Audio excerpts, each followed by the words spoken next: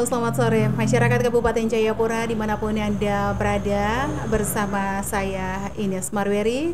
Saat ini kami sudah berada di Kampung Nendali dan kita akan berbincang-bincang terkait dengan rencana launching Kampung Anti Korupsi di Kampung Nendali, Distrik Sentani Timur, Kabupaten Jayapura. Bersama Ines sudah ada dua narasumber dari Kementerian Desa, Pembangunan Daerah Tertinggal dan Transmigrasi Republik Indonesia dan dari Komisi Pemberantasan Korupsi KPK RI. Langsung saja kita akan memperkenalkan terlebih dahulu dari Kementerian Desa Pembangunan. Mungkin Bapak bisa perkenalkan nama sebelumnya. Oke, perkenalkan saya dari Kementerian Desa, Pembangunan Daerah Tertinggal dan Transmigrasi. Perkenalkan nama saya Sape MP Sirait. Saya analis kebijakan ahli media dan saat ini bertugas di Direktorat Pemanfaatan Dana Desa. Iya, terima kasih untuk perkenalannya. Kedua dari Komisi Pemberantasan Korupsi KPK. Silakan, dengan Bapak siapa? Dengan Andika Widiarto. Saya spesialis pembinaan peran serta masyarakat KPK RI. Baik, kita pertama akan mengetahui dulu terkait dengan Kampung Anti Korupsi. Ya, kalau bicara tentang korupsi kan itu berkaitan dengan keuangan ya. Betul. Atau mungkin selain dari uang itu mungkin ada lagi korupsi selain itu, Bapak? Sebenarnya korupsi itu banyak, Bu. Jadi banyak ya? Bisa uang juga bisa barang. Bisa barang juga. Bisa barang juga, bisa juga janji itu juga bisa juga jadi korupsi. Jadi korupsi itu sebenarnya artinya luas ya. Karena di korupsi itu kan ada beberapa hal yang bisa kita anggap korupsi, seperti contohnya gratifikasi. Jadi gratifikasi itu tidak hanya uang yang kita janjikan, juga bisa barang ataupun janji atau mungkin seperti bonus, diskon, itu juga termasuk gratifikasi. Gitu. Baik, dari Kementerian Desa Pembangunan, ini mau bertanya, pemanfaatan dana desa ini untuk apa saja agar masyarakat bisa mengetahui dan jangan sampai salah digunakan, akhirnya bisa mengalami masalah korupsi ini, Pak. Oke. Sebelum kita berbicara tentang dana desa, perlu diketahui oleh seluruh masyarakat di Kabupaten Jayapura bahwa sumber pendapatan desa itu ada 7. Dana desa itu hanya salah satunya. Pertama, pendapatan asli desa. Yang kedua, ada dana desa. Yang ketiga, ada alokasi dana desa. Ada bagi hasil pajak, ada pendapatan lain-lain yang sah. Banyak pendapatan. Nah, dana desa itu hanya salah satu dan bersumber dari APBN. Dan kebetulan sesuai dengan amanat PP 22 tahun 2015, Menteri Desa yang ditugaskan untuk membuat prioritas pemanfaatan dana desa. Nah, ada 3 prioritas. Pertama, pemulihan ekonomi nasional. Yang kedua, prioritas nasional. Yang ketiga, mitigasi dan bencana alam. Nah, prioritas ini harus sesuai dengan kewenangan desa. Tidak boleh kewenangan kabupaten, apalagi kewenangan provinsi. Harus disesuaikan dengan kewenangan lokal berskala desa. Seperti itu. Baik, ya, terima kasih. Berbicara tentang dana desa ini, Pak, apa tujuan dan inisiatif Kampung Anti Korupsi yang dilakukan oleh KPK?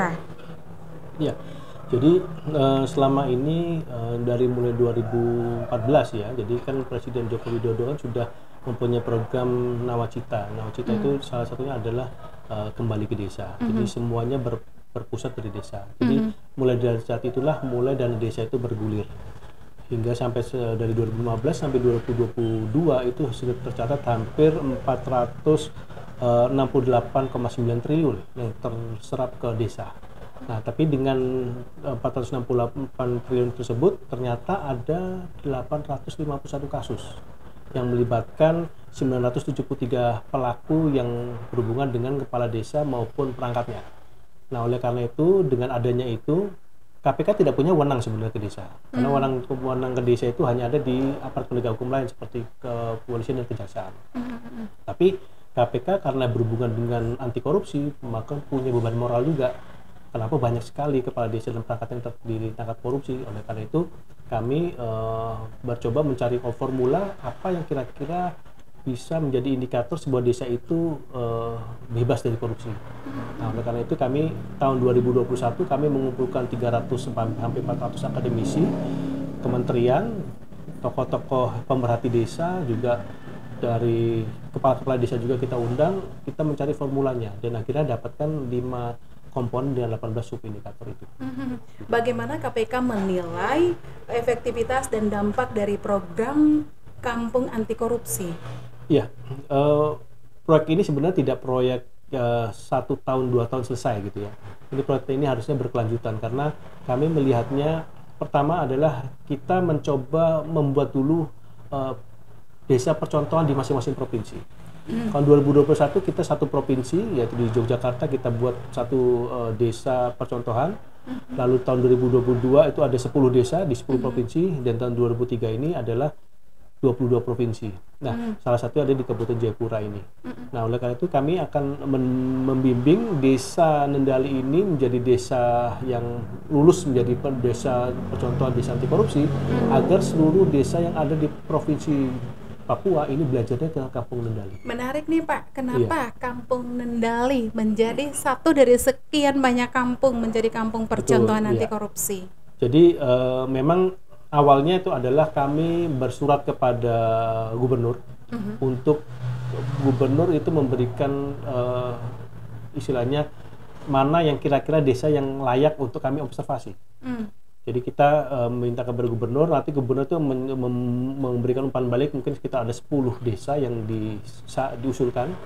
Tapi kami tidak hanya dari itu, kami juga ada meminta juga dari kementerian-kementerian, termasuk Kementerian Desa, Kementerian Dalam Negeri, Kementerian Keuangan, dan kita juga minta dari kepolisian dan kejaksaan juga kita lihat apakah mereka punya ada usulan juga nggak. Nanti usulan itu kita cek, kita lihat juga dari pengaduan-pengaduan yang masuk, baik ke KPK maupun kepolisian maupun inspektoratnya. Sebab banyak, kalau misalkan kita sudah lihat, kita cross check semua dan akhirnya kita bobotkan kira-kira mana yang kira-kira layak untuk kita observasi. Akhirnya untuk di Papua ini kita ada 3 desa yang akhirnya kita pilih untuk observasi. 3 desa. 3 desa. Yang pertama ada di Kampung Pun, itu ada di Kabupaten Kerom, lalu ada Kampung Arsupura di Kabupaten Kerom juga, dan terakhir di Kampung Nendali di Kabupaten Jayapura. 2 dari Kerom, 1 dari Kabupaten Jayapura. Baik, Bapak Pak Sirait. Ya. Dari sekian banyak anggaran yang tadi Bapak sebutkan, apakah pernah dari Kementerian Desa Pembangunan Transmigrasi mensosialisasikan mungkin saja pemahaman dari kepala kampung ini tidak terlalu baik terkait dengan sumber-sumber dana itu, akhirnya disalahgunakan, akhirnya ditemukan kasus korupsi? Apakah pernah ada sosialisasi terkait itu? Iya, baik. Sosialisasi kapanpun dan dimanapun selalu kami galakkan ya. Kami tidak lepas tanggung jawab ketika kami membuat Permendes 8 2022 tentang prioritas penggunaan dana desa tahun 2023. Kami pasti melakukan sosialisasi. Nah, kader-kader kami yang ada di desa, baik pendamping lokal desa maupun pendamping desa, selalu kami minta untuk selalu mensosialisasikan pada masyarakat bahwa prioritas penggunaan dana desa harus seperti ini, seperti ini, supaya jangan sampai kepala desa beserta aparatnya tidak juga mensosialisasikan kepada masyarakat. Jadi sosialisasi itu berjenjang. Nah, kami berharap dengan sosialisasi yang telah kami lakukan, pendamping yang kami lakukan, sehingga itu bisa berdampak pada masyarakat. Jadi masyarakat dapat mengawal itu, karena sebenarnya dana desa ini adalah dananya masyarakat, bukan dana kepala desa. Dana yang harus dikawal mulai dari perencanaan sampai pelaksanaan oleh masyarakat, karena dana desa adalah sebenarnya milik masyarakat. Nah, ini sangat baik sekali penjelasan Bapak.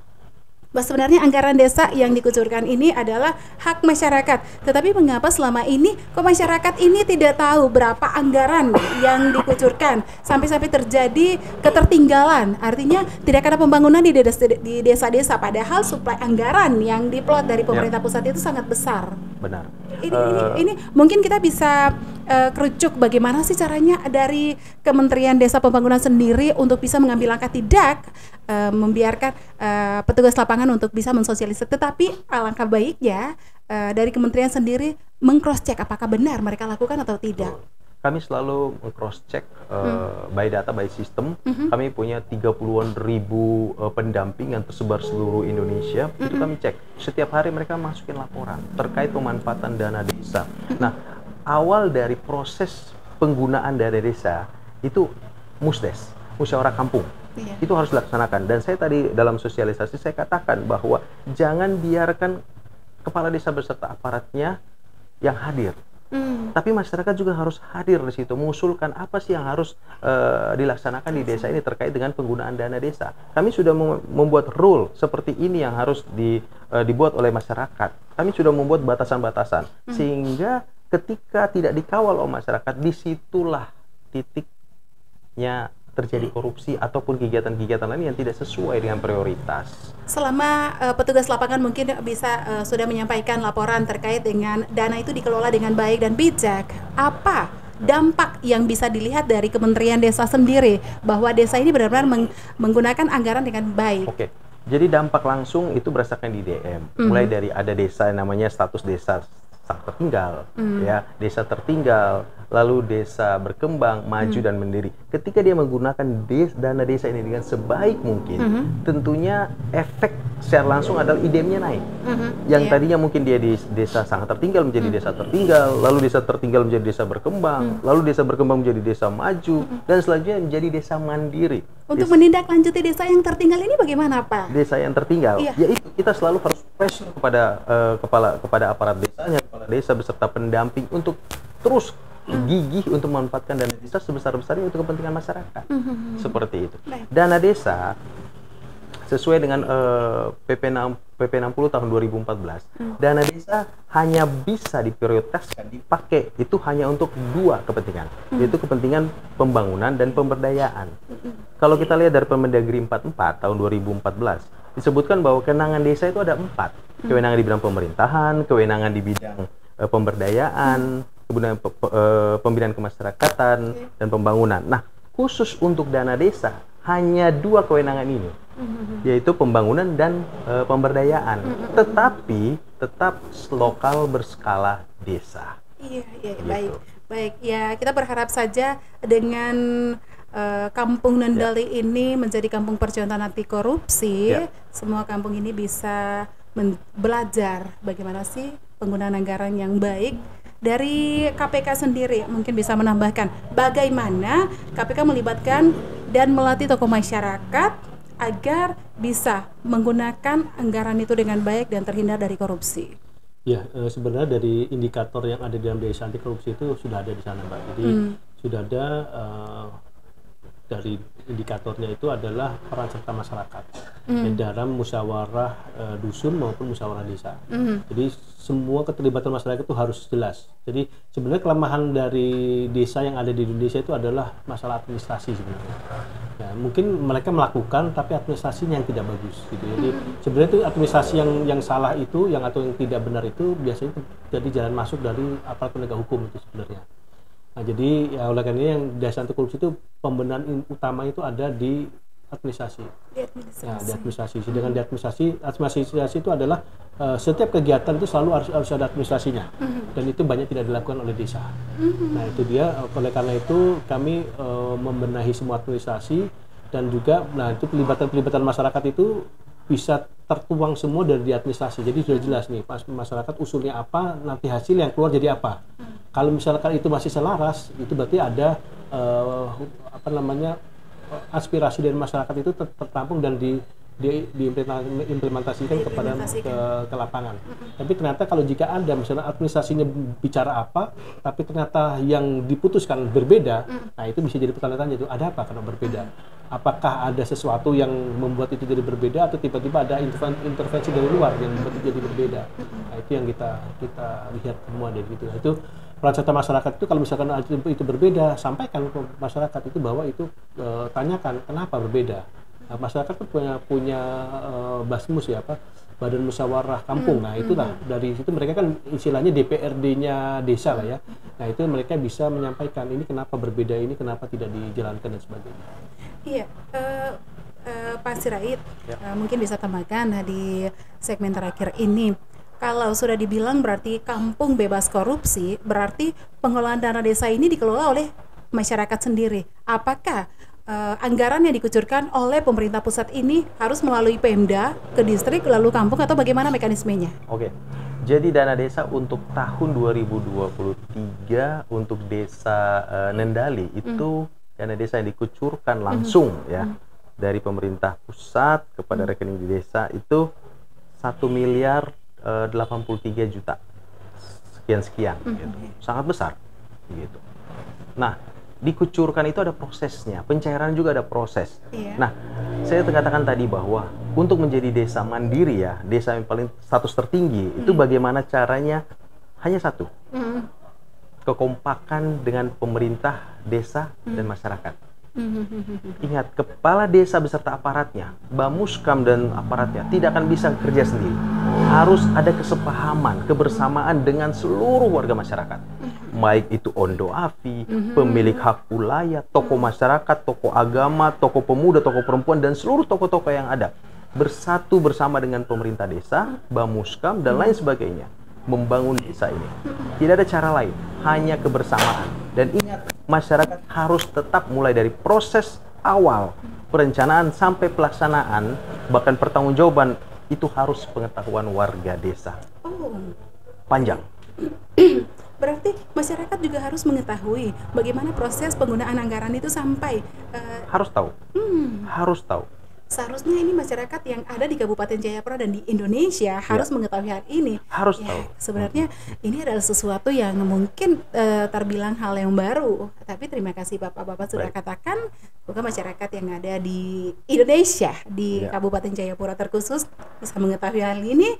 Dan tadi Bapak dari KPK mengatakan bahwa Pak Andika mengatakan bahwa ini Kampung Nendali ini adalah kampung bebas korupsi yang nanti akan di-launching pada beberapa waktu mendatang. Kira-kira kapan, Pak? Di 3 menit terakhir.